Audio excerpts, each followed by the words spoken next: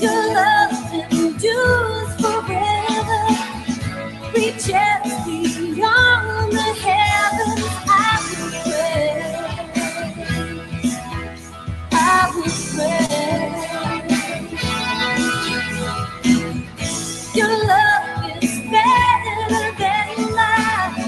Your name alone satisfies. I will sing. I will sing. You are mighty God.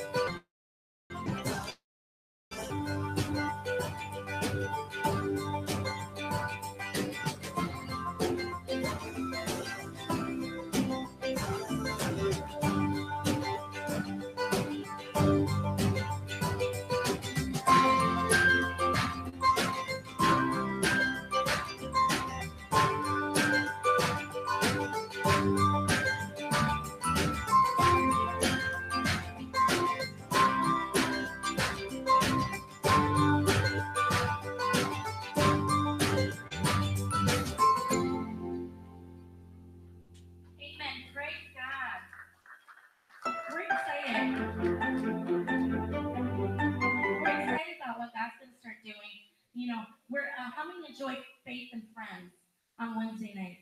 Okay, well, now we're starting on Tuesday nights, A Place to Belong. Okay, and there's something for everybody. There's something for men, there's something for children, there's something for women. And so today I'm going to talk about what we have going on for women. Okay, and so sister is our women's director, so she's going to be helping with devos and schedule and different things that we're going to be doing.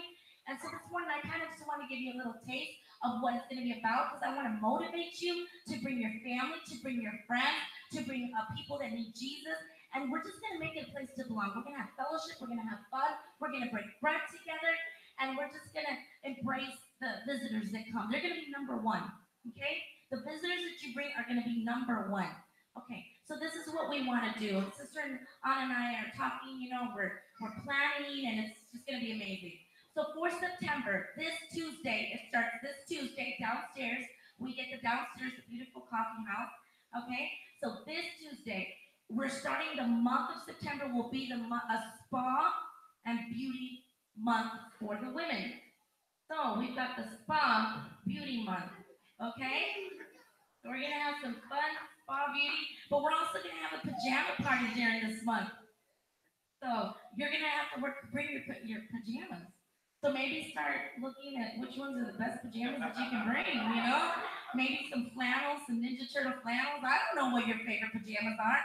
Okay, but so we got spa night, we have pajama night, and it all has to do with beauty and okay. So we're not just gonna have, we're gonna have the word. It's gonna be amazing, but we're gonna do it in a creative way. Okay, and so the month of October is gonna be our health month. Okay, it's gonna be our health month. And let me read the scripture here. It says, 3 John says, Beloved, I pray that you may prosper in all things and be in health, just as your soul prospers. So God wants us to prosper even in our health. How many know that? And so I picked October for Health Month because how many know that after October is November and December where we're going to be eating, right? And so we want to make sure that we lose a lot of pounds so when we get to that time, we can enjoy it, right? And we won't feel guilty. Who's with me here? Okay, so November is going to be our creative month. It's going to be our art and craft month. And so we're actually going to paint something, and we're actually going to do something, something you can take home and say, man, I did that, I did this painting, and I don't paint, okay? So you can, if I can do it, you can do it. So it's going to be the creative month. And Exodus 31 says, I have filled him with the spirit of wisdom and understanding and knowledge and all kinds of craftsmanship. How many that know that God even gives us creativity so we can be a blessing to others? Okay, so it's going to be a creative month, the month of November. And then the month of December is going to be the baking month, the goodies, eating month. And we called it Taste and See that the Lord is good, and blessed is the one who takes refuge in him. So we're actually probably going to have a baking contest or something like that. We're going to eat cookies. We're going to eat something, something fun. So these are the things that we're planning for you. So get excited. Invite your friends. Invite your family. Invite people that don't know Jesus. And we're just going to love on them, okay? And so Sister Anna, if you want to prepare, and she's just going to say a few words. Like Sister Cynthia said, she said it all. But we're excited. We're excited to get into the new season. It's been a hot summer, and we've been a little stagnant, but we're just going to focus on going forward. How many women are excited today? How many excited just to hear what's going to go on? I am. And I just encourage you, bring more visitors with you, more women. There are going to be prizes too, like your prizes. So I just encourage you, come and be excited. Amen. And the person that brings the most visitors on that given month will get a prize, okay? So we want to do that. All right. God bless you. We love you. Give it up for the women. Amen. We can't let them outdo us, okay? I just got to say that, okay? But men, make sure to bring your wives, okay? Praise the Lord. So they can do all that stuff, okay, guys? All right. Okay, one clarification. We decided that we're going to have all our young people with us, too. So what do we do with the 20-year-olds and the 18-year-olds and Well, they're gonna be part of this with us, okay? So we want you to be there. And then on Thursday, we're gonna do the young people classes, and we'll do our youth class on Thursday night. Okay, so we want the youth to be with the adults. We want to mix everybody together because we have a lot to share. We have a lot to mentor. We have a lot to give, and so we want to teach you how to be men. If you're a youth, look at your man and say, "I'm ready to be a man." Okay, all right. Even though you're not ready, we're going to make you ready. Praise the Lord. Okay, so just wanted to clarify that. And so what we're going to do right now, we're not going to do our congregational greeting today. We got to save some time. How many know we got a great speaker today? Our missionary Isaac Olivares. And he is young, healthy, energetic, and he's going to bring it today. Amen. And when he's done preaching, we're going to collect a special offering for him and this ministry. Once you hear the type of ministry he does, you're going to say, I want to be a part of that. And so we're going to get into that. And then once we're done with the message, once we're done with the offering, then we'll do a transition into our Revive Retreat celebration. Okay? So we want to jump right into it. So let's all stand to our feet. And let's give it a warm, loving welcome as loud as you can to our very own missionary, Isaac Olivares. And I want you to know he used to sit on these benches a long time ago. He grew up in this church. So he's a fruit of Harvest Assembly. So give it louder. Amen. Praise the Lord.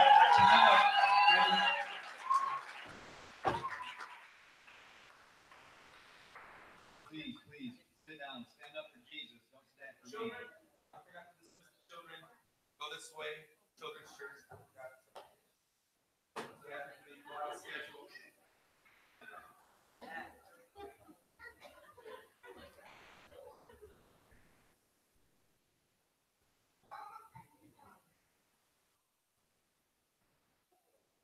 Well, it's good to see life in the church, right? The kids, certainly the life during the worship.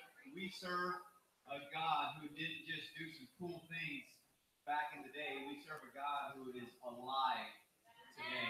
And so I think that our worship, our living should only be congruent with the kind of God that we serve. And so I am absolutely honored to be here today. Pastor, Sister Cynthia, thank you so much for allowing me the opportunity. As Pastor mentioned, and I was thinking about this, and I do every time that I'm here, but you know, you have no idea who it is that you're ministering to when you're ministering to somebody. You have no idea the kind of implications that a conversation might have when you're sharing your testimony with somebody, when you're talking about the goodness of Jesus with somebody. You have no idea what kind of impact you're making, not just in that moment or in that particular person's life, but for generations to come. Amen. I believe it was in 1968, my grandfather received the Lord Jesus Christ. It was that he received his discipleship in this church, and that happened at a moment when my father was 14 years old, first time he came to church, and it was this church. And he was 14 years old, and because of the decision that my grandfather made, that my grandparents made, my dad went to church. Because of that, he started to learn about the things of God, and then he was called, everybody say called, he was called into the ministry.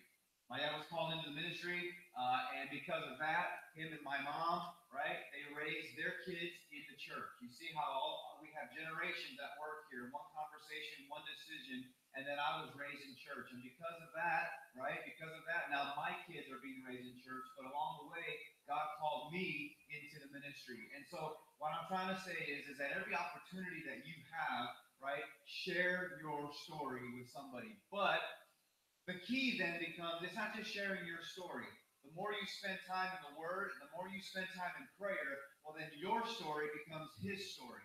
His story becomes your story. It's not about you. It's not about me. It's about Jesus. So then when we share our story with people, we're sharing Jesus, and we're injecting the life of a relationship with Jesus Christ into a situation, into somebody's life. And you have no idea, we have no idea what God is going to do. Pastor, you mentioned the generations, and that's what I was thinking of, was the generations. And you have no idea the impact of a simple conversation. The word that came to my mind as I was thinking here, and my heart started beating real fast, so I knew this was the Holy Spirit. Right?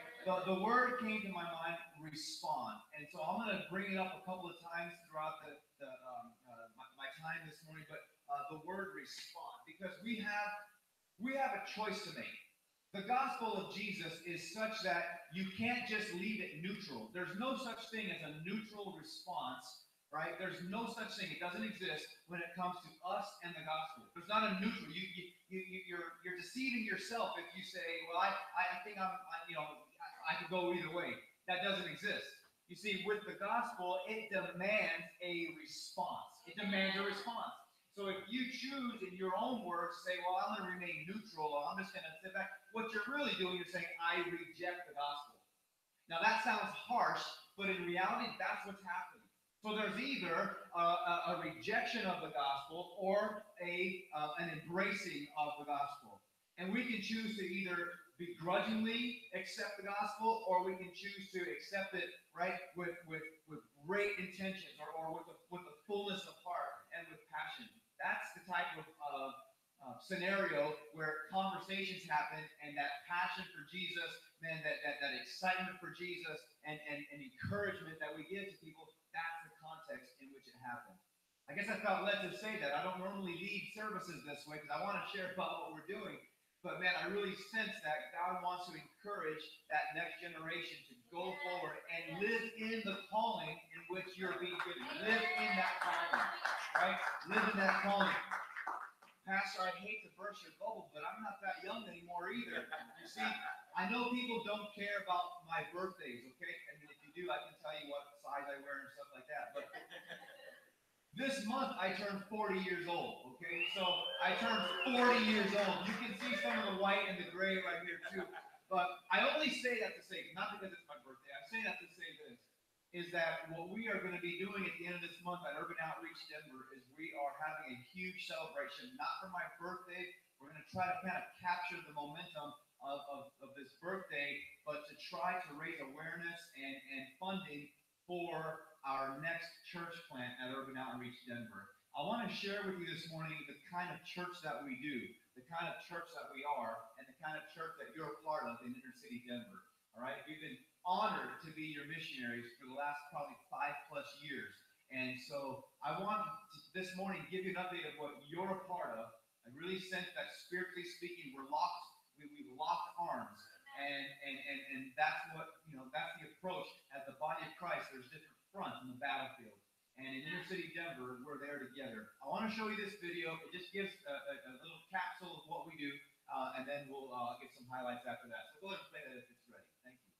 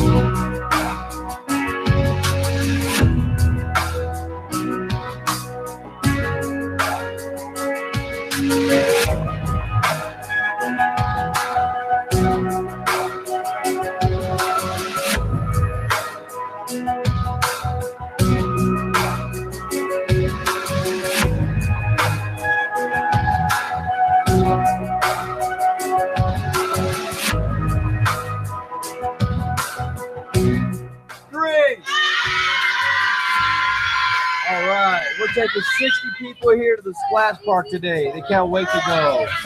That's Sylvia running.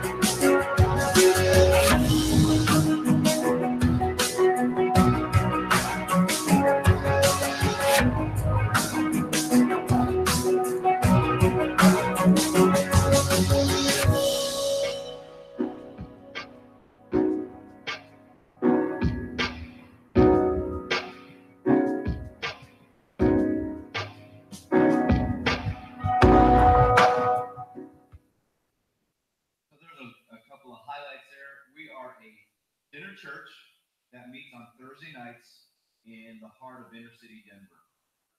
Our congregation are what some people would term the worst of the worst.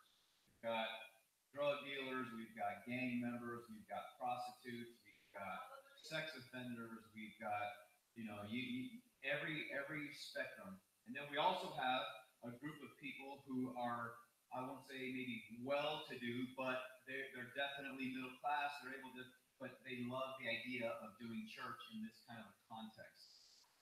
So God is bringing together kind of a ragtag group of people together, young business owners. It's kind of almost sometimes I feel like, all right, God, like I'm just along for the ride as much as anyone else. But God steered us in this direction. We've been in Denver since, go ahead and go to the next slide, if you will. Go ahead and go to, there we go. We've been in Denver, known as the Mile High City, since 2011. So I can't believe it, but we've already been doing this for 7 years. And what God asked us to do was to plant a church in inner city Denver. Now, in the Assemblies of God, there hadn't been a church plant in inner city Denver. In other words, in the city limits of Denver, a city of 2 million people, there had not been an Assembly of God church in the city limits for 25 years.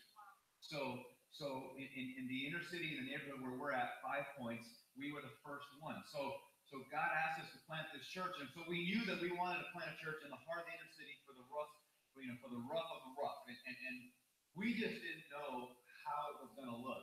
We started setting up services. We started setting up these weekly meals, and we thought, let's just set up these meals. Bring the community together, serve a meal, start to get the word out about our church, and then we'll invite people to church. So we set these meals up on Thursday. It was May 23rd, 2013 was our first meal. And then we had plans for that September to start the church on Sundays. And no one was coming, so we for our Sunday services. The meals were well attended. Everything was going great. And then we invited people to church, and I'll just be honest with you, no one was coming. Like, we had this barrier where people responded well to our outreaches. We give away boatloads of stuff, hygiene items, jackets, food, sleeping bags, blankets, you name it. People would respond well to the outreaches, but it wasn't translating into Sunday morning service. It just wasn't happening, and I was starting to feel very conflicted. I began to hate Sundays. Thursdays were awesome, and then Friday morning I'd wake up and I knew Sunday was coming, and it's not a good thing. How many of you know when the pastor hates Sundays? That's not a good thing. It's not a good thing when the pastor can't wait for Sunday morning service to be over with. That's not a good thing. Well, finally, we kind of just through prayer and realization, we kind of had this glimpse of what we were seeing. Go ahead and go to the next slide, if you would, please. That we were having church on Thursday night. It was kind of this realization that, listen, church may not look like what you think it's supposed to look like. Like, it's okay to make it to heaven from Thursday night, not just on Sunday morning. And so we started to realize it, and I was the one that had to have the guts to make this call. But finally, when we did, it was the right thing. We just canceled our Sunday morning service, and we just said, we meet on Thursday nights. We're a dinner church. We have meals. We preach the word. Discipleship flows out of that. Certainly, the fellowship comes out of that. And opportunities for generosity comes out of that. Everything that functions as a church, we do this on Thursday night. The crowd might look a little bit different. In fact, this last Thursday night, 2 Thursdays ago, man, we had an awesome time because right when I was about to come up and preach, we had 2 ladies who decided they're going to get in a fight. They're just going to throw down right there in church. So we had food flying all over the place. This gentleman who was sitting down behind the table where it was going down just got food all over himself. And I'm thinking, I mean, this is our church. I had a group of volunteers in that night, and boy, you should have seen deer in the headlights. Like, oh my God, like, what's going on? And so we start cleaning up and everything. And it's like nothing like having to clean up a mess, escort 2 women out, right? And then go up and preach. That'll settle your spirit right there, okay? But those things let us know that we're right where we need to be. They just let us know, right? We're this, and I've said this before, that the drugs, the violence, all these things, man, they are on the streets, not just in Denver, right here in Saginaw. I mean, everywhere, like those things are on the streets. The gospel deserves to be on those streets as well. Like, we have to take the gospel to those places. And in other words, we have to change the way that we think to say, what can we do in our church to attract people to come to us because we have a really good message to share? It's not that way. We need to think this way. Let's go to where the stuff is happening because we have such a message that we need to share. And this message, let me tell you something, church. The gospel message of Jesus Christ, it doesn't just survive in these types of environments. Like when the gospel is bombarded with drugs, alcohol, gangs, prostitution, sex offenders, when the gospel is bombarded with these types of things, it doesn't go into survival mode. The gospel was designed for that, so it thrives in those types of environments. And we need to have the boldness and the confidence to take the gospel to those places because then and only then will we really see the gospel come alive. That's the way the gospel works. So then the question is this: who is willing to go and take the gospel to these places?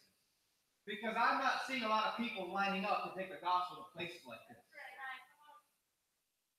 The reason is because it starts to mess with our sense of comfort. It starts to mess with our sense of security. And I don't really find anywhere in the Bible that says once you give your heart to Jesus, life is going to be easy. I don't read anywhere in the scripture where the more you love Jesus, the more you give in the offering, the more mission trips you go on, the more outreaches you're involved in, the better your life is going to become. I've never read that in the Bible. In fact, what I read is Jesus saying, it's coming, in not so many words, so Father, give them strength. So Father, help them to endure, the Apostle Paul says, to endure the persecution.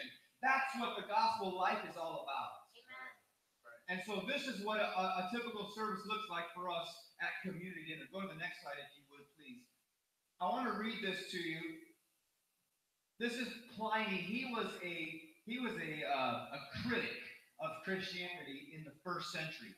These Christians are in the habit of meeting on a certain fixed day of the week and binding themselves not to commit any wicked deeds, after which it is their custom to partake of food of an ordinary and innocent sort. This is what he's saying in a letter to the Emperor Trajan.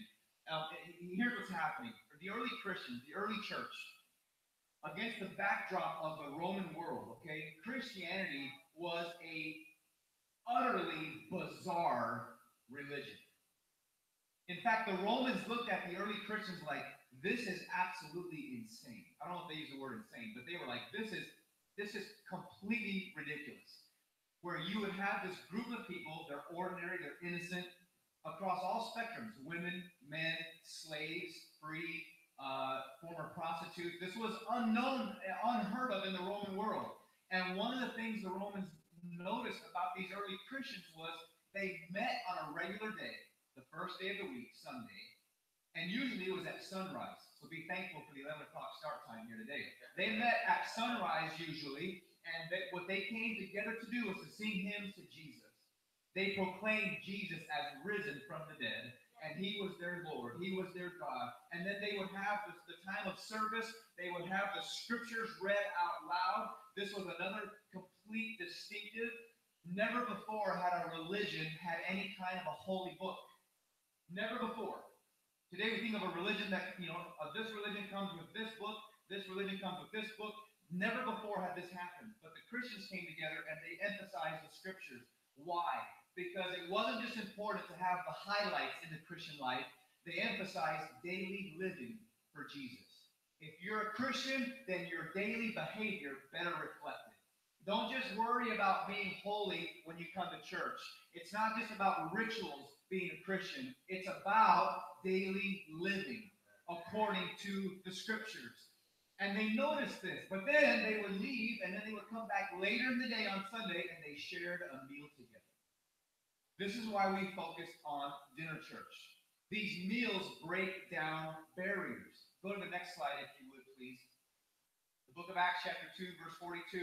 And they continued steadfastly in the apostles' doctrine and in fellowship, in the breaking of bread, and in prayers. Let me tell you, church, eating together was a fundamental element of the early church. How many of you can say amen? Right? Eating is spiritual. Now you think, well, hey, okay, then I want to be more spiritual and eat more and more and more. No, it doesn't go like that, okay? Let's keep that part in check. But what it is, church, is sharing a meal together was a method of Jesus that he shared the gospel with. Go to the next slide, and here's the theologian N.T. Wright. Most writers now agree that eating with sinners was one of the most characteristic and striking marks of Jesus' regular activity. In other words, it was strategic for Jesus to share meals with particular people. Maybe you can think about Nebuchadnezzar, that was an Old Testament. I don't know where that even came from. But you can think of Zacchaeus, where Jesus says, hey, come down out of the tree. I'm going to go to your house and I'm going to share a meal with you. Zacchaeus was a hated, right, thief. He was a tax collector, and Jesus said, I am okay to be seen with you. In fact, I'm okay to be seen sharing a meal with you. I don't mind because I want to share my message with you. Luke chapter 15, I want to share some scripture with you, but I want to share with you why we do what we do. You see, it's not about let's eat together and then let me teach you the gospel. The very act of sharing a meal is holy and it's sacred. Pastor, when you mentioned to me about sharing meals during the car wash outreach, that's a beautiful thing. It's strategic because it makes us all on the same playing field. Rich or poor, right? We all need to eat. We all have certain things that we enjoy, meals that we enjoy, but it invites conversation. And the Christians, again, in the early church, in the Roman world, they were peculiar to the Romans. It was strange how these Christians acted. Again, first of all, they had these things called Bibles. These letters were being written from Paul to the churches that he was planting all throughout Asia Minor and all these places. And then these letters, they had significance. It was important that these letters be read to the Christian. The Christians would come together. They'd come at sunrise. They would gather around. They would emphasize living in response to these scriptures, to these letters. Paul would address these issues. He would say, listen, don't be living a life of sexual immorality. Don't be living a life like the pagans. You don't live like the Romans. We are not bound by the law anymore. He emphasized grace and these clarifications that these letters, that's what Paul's letters, that's what they do. And then they would say, okay, so this is what it's like to be a Christian. Let's come together, and if you will, you can think of it like this. Let's seal this commitment by sharing a meal together. Businessmen wouldn't seal the deal. They wouldn't finish the deal until they shared a meal together. It wasn't until after the meal that was finalized. And in Luke 15, we have an amazing trio of stories, and I shared these the last time I was here. I'm not going to go over that again, but here's one thing I want to do is give us background. And in Luke chapter 14, we have an amazing setup, which is Luke chapter 15, for the stories of the lost sheep, the lost coin, and the prodigal son. You see, because these stories don't just happen within themselves. Go to the next slide, if you will. Luke chapter 14, verses 12 through 14. Here's what it says. Then Jesus said to his host, when you give a luncheon or a dinner, do not invite your friends, your brothers or sisters, your relatives, rich neighbors. If you do, they may invite you back, and so you will be repaid. But when you give a banquet, invite the poor, invite the crippled, invite the lame, the blind, and you will be blessed. Although they cannot repay you, you will be repaid at the resurrection of the righteous. What this is saying, church, is so profound. Because the essence of being a Christian, one of the things that should mark us, one of the things that marked the Christians in the Roman world, and I'm trying to draw that parallel this morning between the early church then and us today, because I think we can take a lot of things from the way the early church lived, is that they began to have this reputation. They took care of their own. That's the first thing. They took care of their own. The Christians took care of the Christians who were in need. So much so that you can read in the book of Acts, right, where they would even sell property. They would sell houses. They would sell land to make sure that the needs of the widows in their company were taken care of. That's unprecedented. That's amazing. Pastor, when's the last time you had someone say, hey, Pastor, I just sold my house. Man, here's all the cash I made on my house. I just want to have a great day. Wow. This is what's happening in the book of Acts. This is what's happening happening among the early church.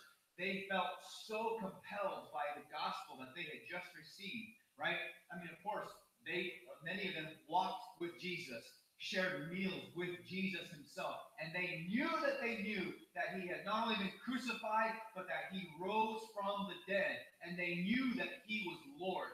And so they thought, what do I have that's of worth? What do I have compared to this salvation that I've received now? And so what they did was they made sure that their own was taken care of. But then what they were known for was anyone in their midst, a Samaritan, even a pagan, it didn't matter. They were known for helping people who could never repay them. That's the mark of a Christian. What are we willing to do for someone who could never repay us? Further on in Luke chapter 14, we have the parable of the great banquet. And I want to highlight this in verse 21 of Luke 14. The servant came back and reported this to his master. Then the owner of the house became angry and ordered his servant, go out quickly into the streets and alleys of the town and bring in the poor, bring in the crippled, the lame, and the blind. Down to verse 23, then the master told his servant, go out to the roads and country lanes and compel them to come in, so that my house will be full. We had the master tell his servant during the big banquet, you go in and here's the guest list, invite the people to come in. And when it came time for the banquet, not everybody who was invited showed up for the banquet. So the master says, listen, I still have room at my table for this banquet. You go out and you bring anybody in. All are welcome. There is no class system at my table. You go and you compel everyone and anyone, whether it's in the streets or the alley or out in the country.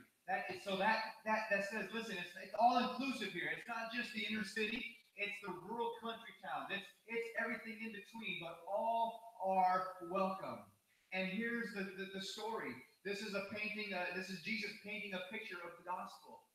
Right? That here's the setting here, is that the gospel is available for everybody, and everyone is invited to receive of this gospel, even the prostitutes, even the drug dealers, even the high and mighty CEO who thinks he has everything, and why does he need God? And Jesus is saying everyone is invited to partake of this gospel, but not everyone who is invited is going to receive this gospel. Not everyone who is invited is going to attend this banquet. And that's the sad reality. But the thing is this, is that those who come are welcome to the table. Church, there will always be enough food at the banquet of Jesus. There will always be enough food. Don't ever think that your church is too full. Don't ever think that you have just the right mixture of diversity or just the right mixture of people, old or young. Listen, there's always enough gospel. And I think of Romans chapter 5 that says that where sin abounds, grace abounds all the more. This is the gospel message. So it's not just about charity. It's not just about giving out cool things to people that need cool things, whether it is a car wash, whether for me it is a blanket or sleeping bag, or whatever things we choose. Those are great things. So how many of you know we do it because we have a message to preach? And that's the message of Jesus Christ. In Luke 14, he goes on from there to talk about the cost of being a disciple. You see, we do have a response. We have a response. What am I going to do when times are tough? Am I going to run away like the disciples did when Jesus was arrested? I mean, if you think about it, am I going to run away when I've spent 3 years with Jesus? I mean, I've seen him perform the miracles. I've seen him walk on water. I've seen him heal. And yet he comes to get arrested. He's arrested. And where were they? May we spend so much time with Jesus. May we feel compelled to share this gospel, right? To where when times get difficult, when we're bombarded by the flaming arrows, as the word says, of the devil, that we hold strong to the gospel. May we hold strong to the gospel. Celebrate the highlights. Celebrate the time when you come back from retreats and you're feeling great. Celebrate those times. But in the day in and day out, the way very spiritual, but that's when we make our hay, right? That's when we really show our devotion to Jesus. In the mundane things of day in and day out living, how do we stay on track? It's through the Word of God. We're trying to bring these truths to inner city Denver, to people that are rejected from every kind of church that we have down there. We want people that have slipped through the cracks. And so coming back to my 40th, we're trying to capture this occasion and bring people in and have a special dinner where we rented a venue, and we want to raise $40,000 between the end of this month and the beginning of the year, 2019, so that we can raise this money to fund our next dinner church for 1 year. $40,000 will help us lease a building for just 3 hours a week. We'll come in, and we're a mobile, nimble church. We'll come in, we set up tables and chairs, we serve a meal, we preach, and we have follow-up happening all throughout the week, but we can use a building for just 3 hours a week, right? This is the nature of inner city ministry, where we have to be very cost conscious. We have our current building that we've been renovating, and we have a kitchen down there now, which we didn't have the first 5 years, okay? And so now we have a kitchen that we want to serve as a central kitchen so that we can be producing these meals. And our vision eventually is that every night of the week, in some part of inner city Denver, there's a dinner church going on. That the gospel is being proclaimed in the heart of the city every night of the week. And what you see here, what I've talked about here with my 40th, that's the first one, is that $40,000 will fund the first year of this dinner church. Food, supplies, rent, okay, and then anything else that we would need for that year comes to about $37,500. So we thought, 40 years old, 40,000, here we go, right? That just kind of worked. So that's what's happening. For those of you who follow us on Facebook, you'll see a lot about that. September 27th, be looking for that. We'll be on Facebook Live that night. Go to our Facebook page, Urban Outreach Denver. I have my prayer card on the back table back there. And so you'll kind of have a little bit more context of why we're doing that. But the idea, church, is this, is that we're going to keep preaching the gospel to those who need it in the inner city of Denver, Colorado. I want you to know that when we're there and everything that we're doing, you have a part in that. You have a part in that. And we're so thankful because we know we wouldn't have been there these 7 years without churches like you. I mean, we know it. Every penny we spend comes from our supporting churches. There have been good times, there have been tough times in terms of financially, but every church has that. And we wouldn't be there today if it wasn't for churches like you. We have no ability to dream for the future if we didn't have this awareness that we have churches that are behind us, bracing us in prayer. Right? It's when you have that awareness, like, man, there are people that are with us, there are people that are standing with us in support. It kind of gives you that courage to dream, to have the vision, to go forward, to grow, and to keep doing what God has called you to do. You have a part in that. You are interwoven into the vision of Urban Outreach Denver. And I want you to know that. I'm very thankful for that. Because we know that going forward, we may not know exactly how it's going to look, but we do know that God has placed us strategically where we are. And so, church, look, I just, from the bottom of my heart, I want to say thank you. I want to say thank you so much. It's been a journey. We've started now. We're in our second full term as missionaries. When we first came to you, we were just green, as they say. And we've learned a few things. We've held on. God is good. And I just want you to know, man, that you have a special place in my heart. As Pastor mentioned, this is the church. I was one of those kids running around. And even though I didn't live here, we visited often. And the tie is always here. The ties are here. And so we're very, very thankful. Well, church, God bless you. I just wanted to take a moment to share. And I know we have some things to catch up on. But church, thanks so much from the bottom of my heart. God bless you.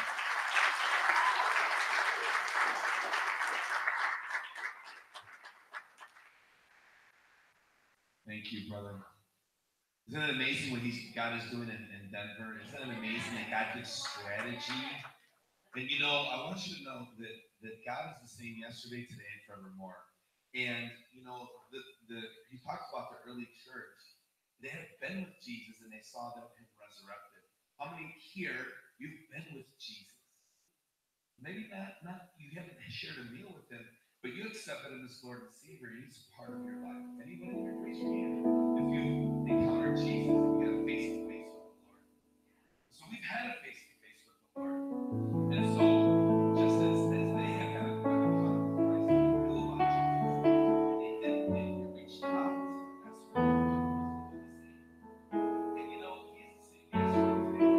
That's what we do the same. And he's the same yesterday, today, and look how the Lord has raised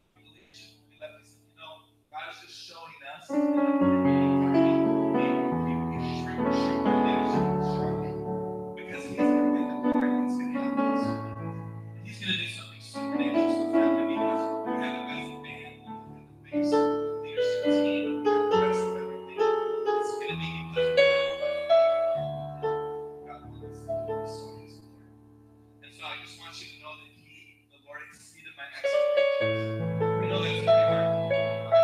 It's hard to set expectations. But how many know we serve a God who is exceedingly abundantly above and beyond all that we can ask or imagine? That's the God we serve, and that's what He did. And so, this offering is so glad the stage is together. And I just want to thank Sister Kim. She's the private tree coordinator. So let's thank Sister Kim for awesome hard work and all the workers who meant, we fast and pray and get ready for this. And so I want to thank you too for listening. I'm excited for tonight. My next demonstration is going to be such a great show. We're going to take you guys to the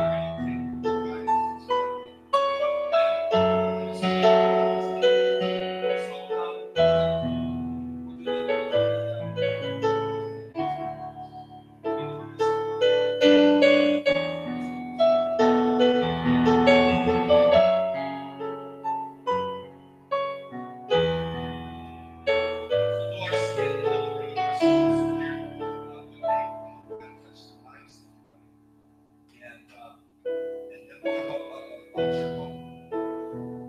And in this altar call, we're going to pray that God would send us. How many want to be sent?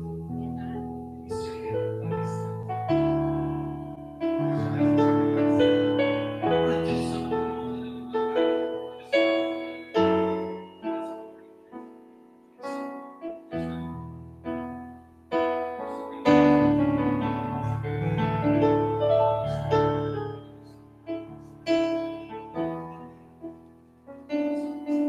Thank you for giving us so many. Thank you for your word.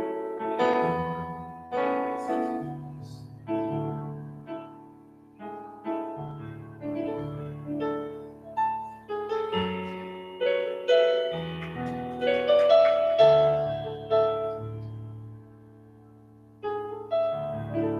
Good morning. Good morning. Come on, people. Hallelujah. Who's excited for me to come back today? I am. Hallelujah. Praise Jesus. Woo! Okay, my dear, what is it? Okay, we had an awesome revival retreat. And I'm not going to tell you about the vision that God had given me. But what I am going to talk about right now, because brother, I didn't expect it to be that short. I was like, I was like, okay. But anyway, we had an awesome time. And with that awesome time, one of the things was we had a bunch of millennials. And God just continually tell me that it's our job. We're not washed up yet, 50 and over, but it's our job to pour our lives into these young people. And every single one of them are amazing. I can tell you a story about every single one of them and how they were at the cross, just pouring their heart out. Not one person held back. Imagine, it was like you can't hold it. So the skit that I had, the word, the rhema word, it was the word that he gave me for this revival retreat was press on. Philippians 3:14. And the skit is, we don't have our costumes or anything, but the skit is describing Paul's life, where we're going to have the older Paul, and I need that bench over here. You can bring the bench over here, Jeremy. The older Paul writing the letters to the church, and then on this side, we're going to have the younger Paul acting on his life when he approved of the stoning. When he approved of the stoning of Stephen, when he had his encounter on the road to Damascus, then when he preached that all-night sermon where the young man fell out of the window, which I laugh every time about. Because our preachers can be long-winded. And then, just back into his life and him being martyred for the cause of Christ. Amen. But through all of that, what I want to say is it is everyone's responsibility to stay in the race, just like Paul did. He stayed in the race. He pressed on, no matter what obstacles were in his way. He stayed in the race. And that's what this video is all about, staying in the race.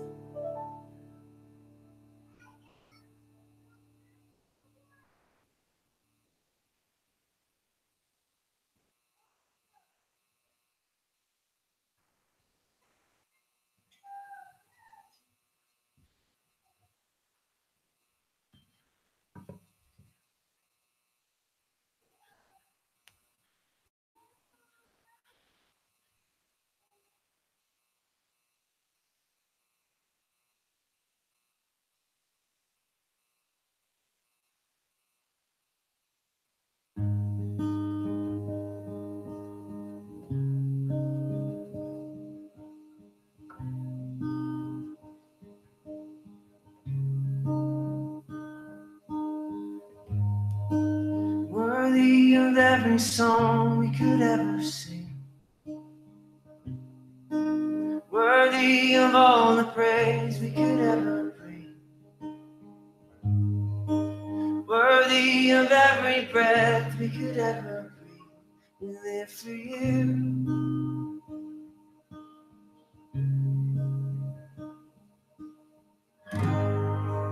Jesus, a name above every other name. Jesus, the only one who could ever save. Worthy of every breath we could ever breathe. We live for you. Oh, we live for you. Holy, holy, there is no one like you. There is none beside you. Open up my eyes in wonder and show me who you are and fill me with your heart and lead me in love to those around me.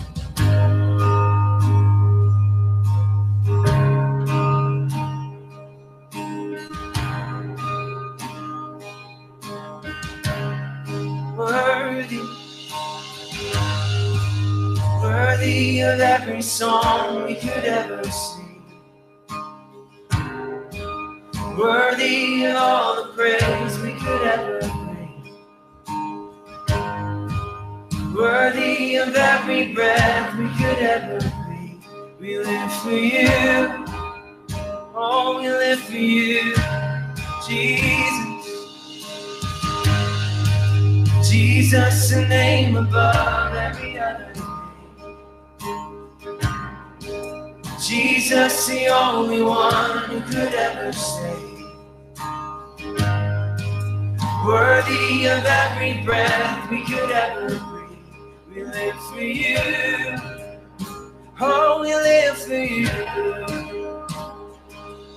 And holy, there is no one like you. There is none beside you.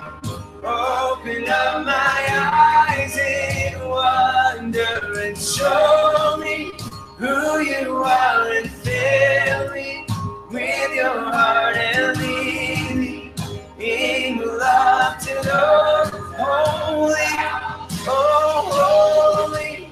There is no one like you. There is none beside you. Open up my eyes in wonder and show me who you are and fill me with your heart and lead me in love to those around me.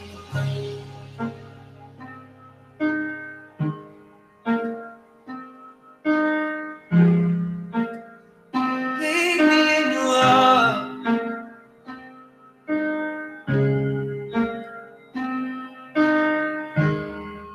Lead me in your love.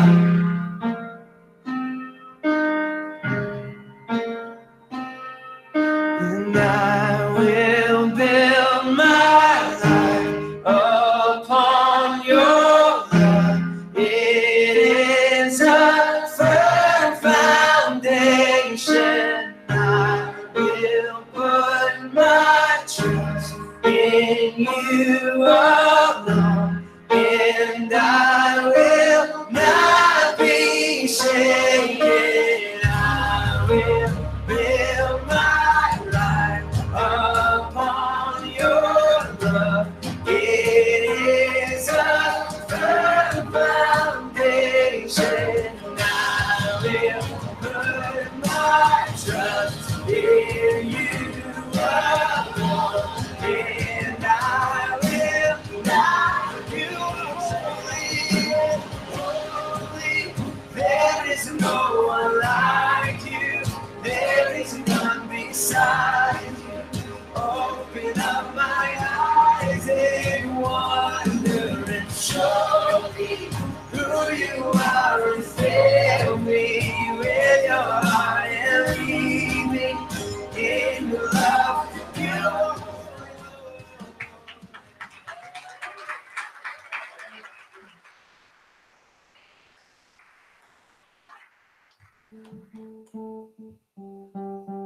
Awesome. Praise the Lord.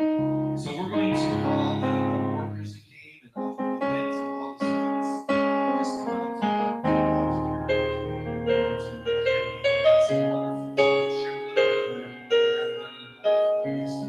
what God done in the life of yesterday.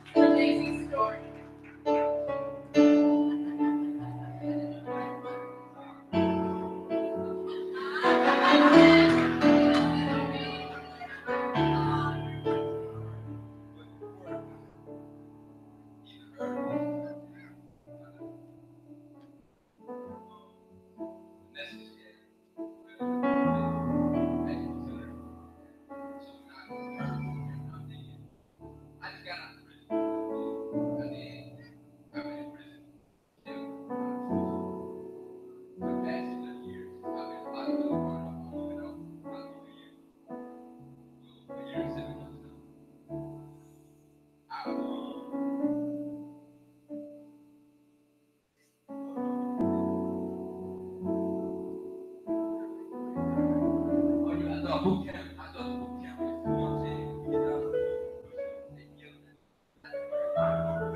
yell at you. So she brought me down to the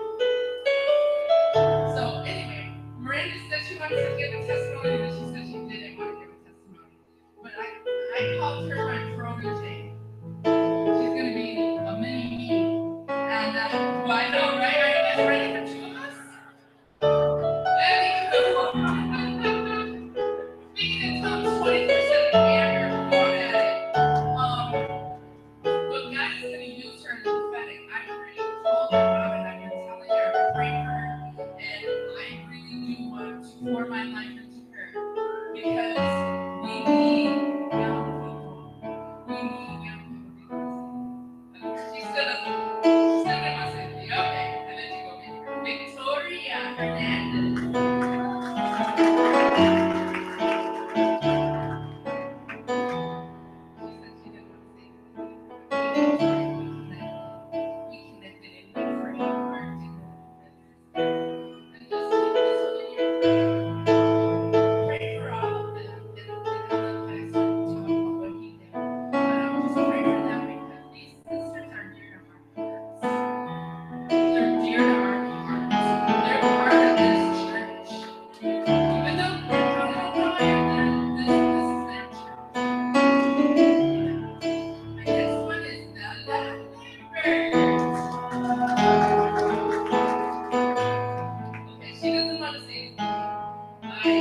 shyness. Andrea Lozano. Ano mo pa naman kayo?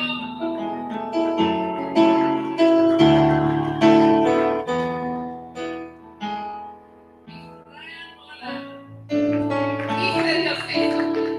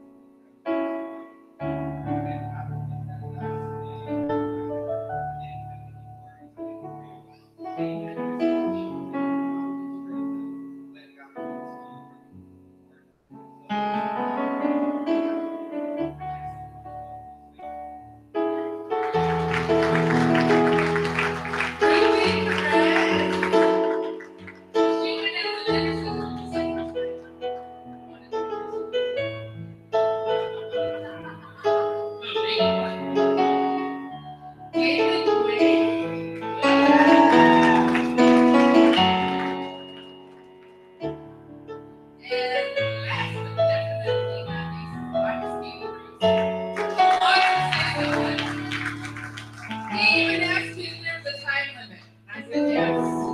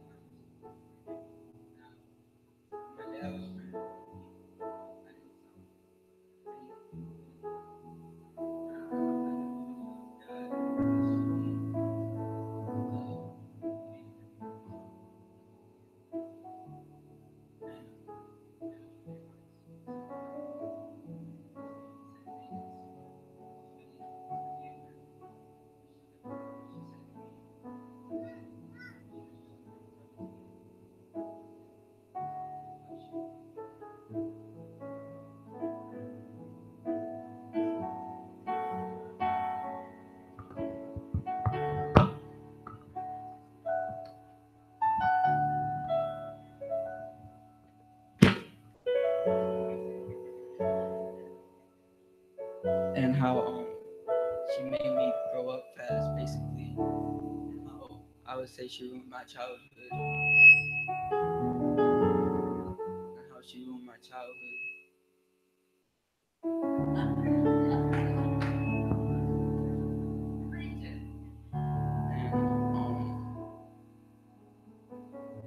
And I forgave her. The next day,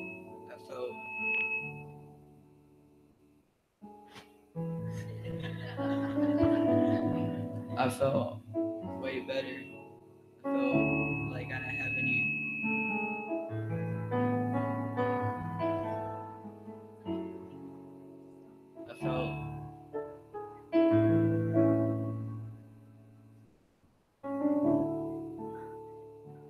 I felt that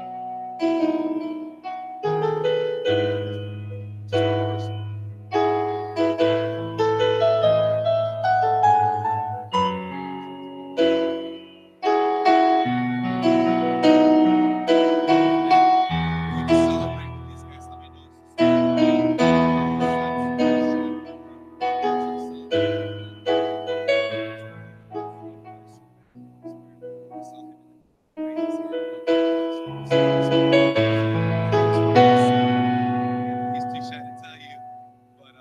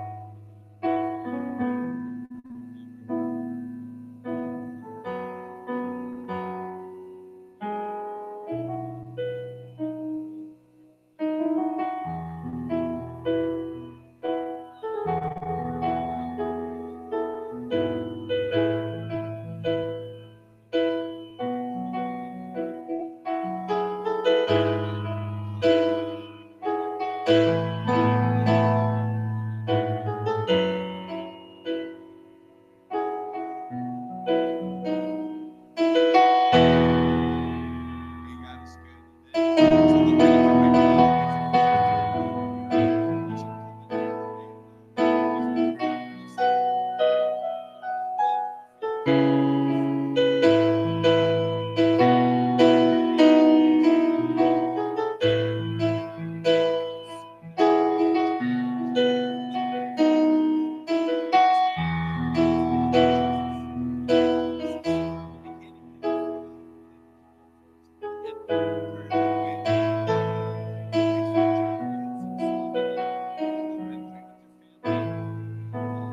blessings over each other.